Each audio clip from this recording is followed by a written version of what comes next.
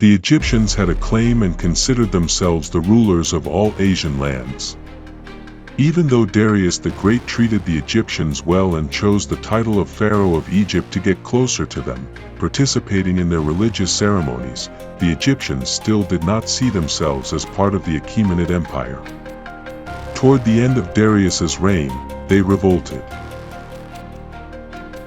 During the time of Artaxerxes, the Egyptians formed a powerful army in collaboration with the Athenians, aiming to gain independence from the Achaemenids. The Greeks, who were the main instigators of this rebellion, sent 200 warships to Egypt. When Artaxerxes learned that Egypt was in turmoil, he ordered the soldiers from all the provinces to gather and form a general mobilization to march toward Egypt.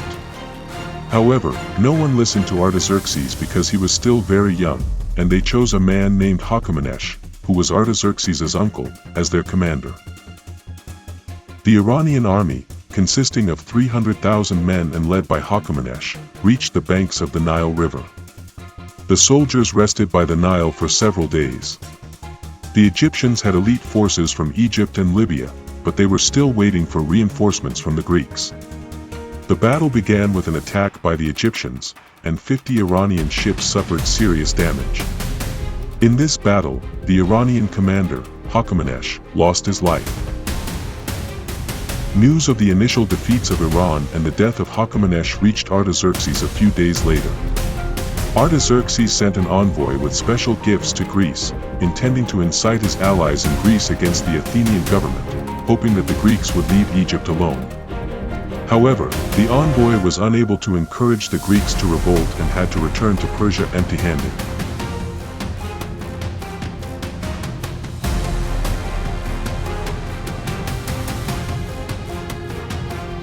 Seeing the situation, Artaxerxes appointed 2 of his favorite commanders to organize an army for war. He realized that there was no alternative but to engage in battle with Egypt. It took a full year for these 2 to assemble the army. Meanwhile, clashes continued between the Achaemenid forces and the Egyptians. After a year, the Iranian navy was ready, and the 2 Iranian commanders set out for Egypt. The Iranian forces were divided into 2 groups. One moved toward the Nile River, while the other headed for the capital.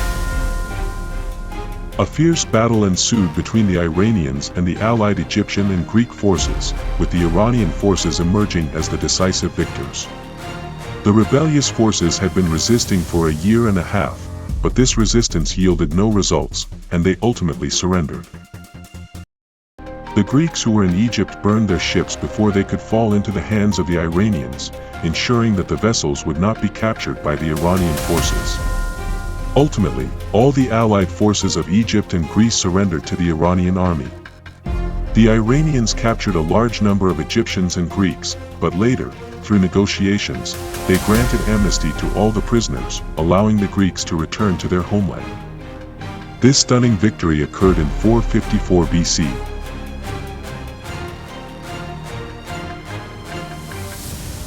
Artaxerxes was in Susa or Babylon when he was informed of this victory.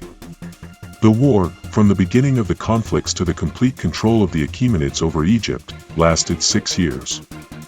After the war, 50 high-ranking Egyptian prisoners were sent to Iran and to the court of Artaxerxes. In the royal palace of Artaxerxes, the mother of Achaemenid was present and ordered that the heads of these 50 prominent prisoners be severed. However, Bactria, the commander of Artaxerxes' army in the war, intervened to prevent this from happening. Bactria said, "I granted amnesty to all the prisoners and asked the lady of the court to spare their blood." Achaemenid's mother initially agreed, but later changed her mind and ordered the heads of all 50 prisoners to be severed. When this happened, Bactria was very upset by this action. The ensuing conflicts escalated to the point where Bactria turned against the Achaemenid government. He, along with his 2 sons, went to Syria and there launched a rebellion against Artaxerxes. Artaxerxes sent his military forces to Syria twice to fight against Bactria, but he was defeated both times. The Achaemenid commanders were severely wounded by Bactria, and the nobles urged Artaxerxes to forgive Bactria so that he could return to the court. Additionally, there was a familial relationship between Artaxerxes and Bactria, as Artaxerxes' sister was the wife of Bactria.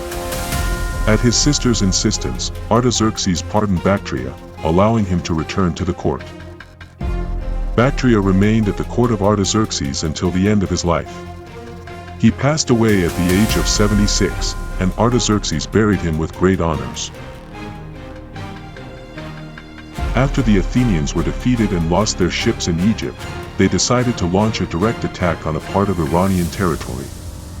The remnants of the Greek navy set sail toward Cyprus, and the Iranian navy, having learned of this, headed to Cyprus under the command of Artaxerxes. A fierce battle ensued between the Greeks and the Iranians. Although the Greeks lost their commander, they still refused to retreat and ultimately managed to achieve victory in this battle. However, they could not hold the region because the Greek soldiers were tired and hungry, and there was not enough food for them. For this reason, after a while, they retreated. When Artaxerxes saw that the war had become very bloody and exhausting, he offered peace to the Greeks. On the other hand, the Greek forces also no longer had the capacity to continue the war, knowing that sooner or later, reinforcements would join the Iranian army.